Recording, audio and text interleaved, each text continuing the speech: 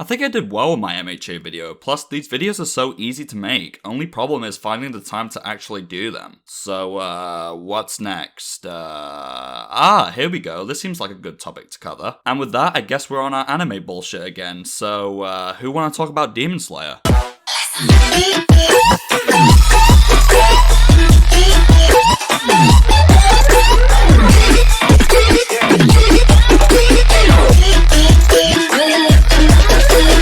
5 community.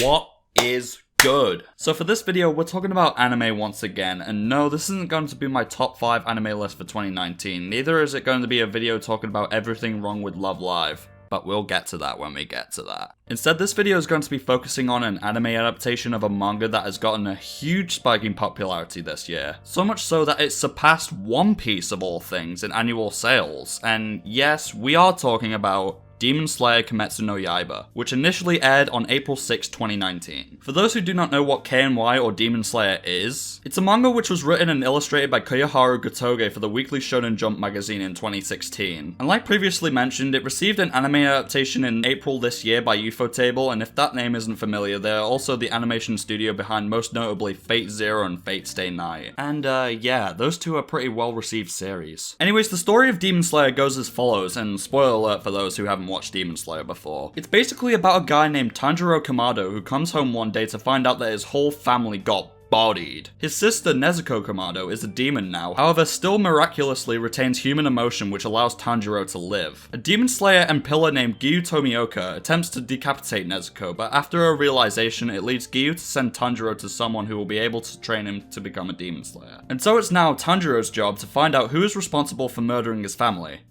And also to keep Nezuko in check, of course. Now, with introductions out of the way, I just want to say that this video is not going to be a review of Demon Slayer. In fact, it isn't going to be a review at all. I'll just say right now that Demon Slayer is a really good anime for those to watch. It's a major step up from what Gotoge's manga did, and Ufotable did such a great job at making the anime version a lot better than the manga. Kind of like how Studio Bones handled MHA.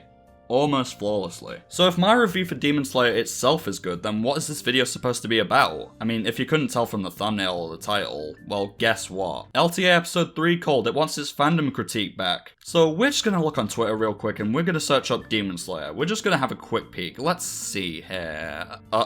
I severely love Demon Slayer, but it is criminally overrated by casual anime fans. Don't ruin any newcomers' impressions with exaggeration of expectations. Wait, what? Hold up.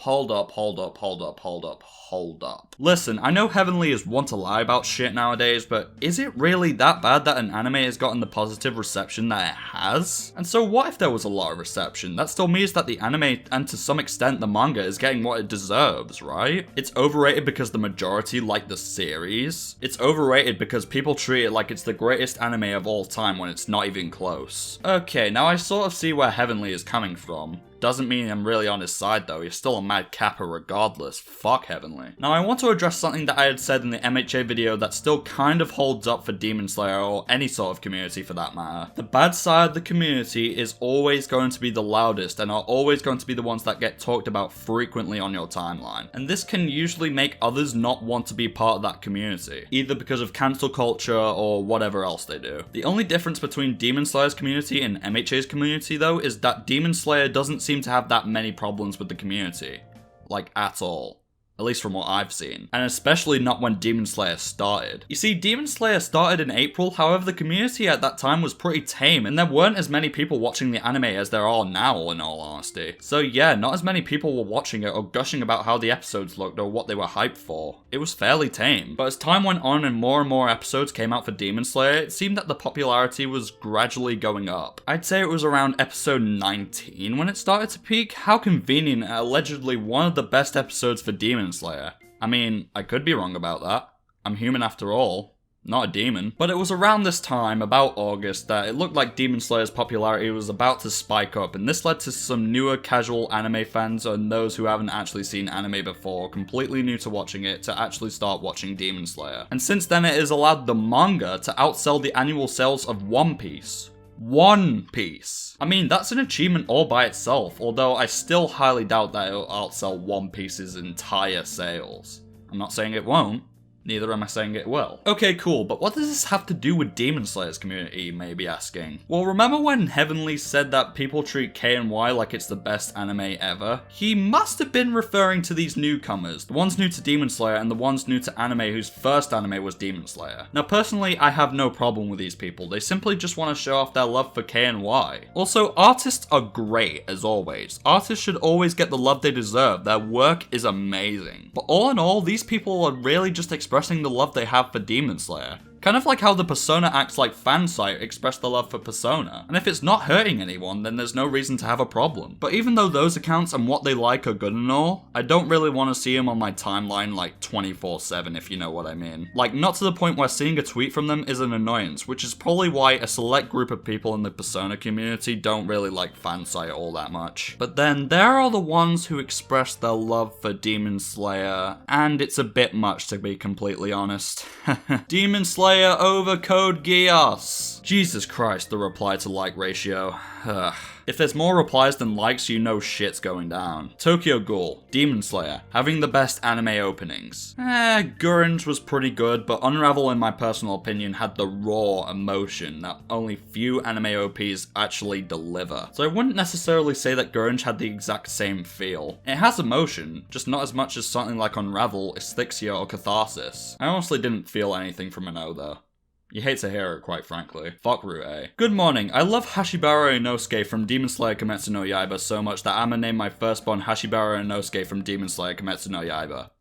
Please say psych right now. Like Heavenly said, and really the only thing I kind of agree with, is that some parts of the fandom do tend to treat Demon Slayer as if it's the best thing to ever exist. And like I said in LTA episode 3 with Deltarune, they also tend to fantasize and think about themselves as the characters, which in all honesty, I don't really have a problem with. But personally, I wouldn't like to see that sort of stuff on my timeline. Ugh. But I really don't see that sort of stuff on my timeline anyway. The only real two notable times that I've seen any sort of stuff related to Demon Slayer that I didn't really like was the aged up Nezuko NSFW drawing, which I'm still in a grey area with, and the announcement that Nezuko won the award for Best Female VA. What the fuck? She doesn't even talk. Ooh, I'm baby. Nezuko, I'm baby. Look at me run. Whee! Anyway, some parts, or very small parts of the fandom really do this sort of thing, and I don't usually see it on my timeline that often. And with the whole Demon Slayer is the best anime thing, again, it's all subjective at the end of the day. Opinions can differ with certain people. Also, well said reply, Prideful Sins. You get an applause. Yeah, this is the best I could do. One man applause.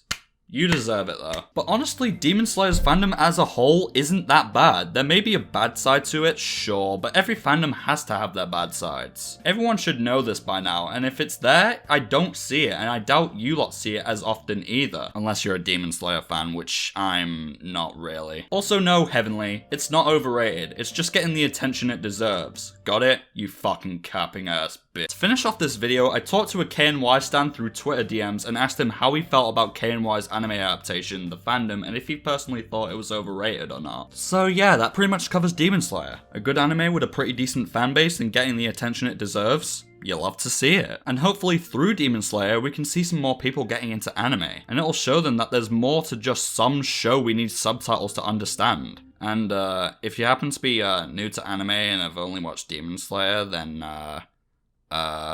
please watch Clannad. Please watch Clannad. Never watch Love Live. Please watch Clannad.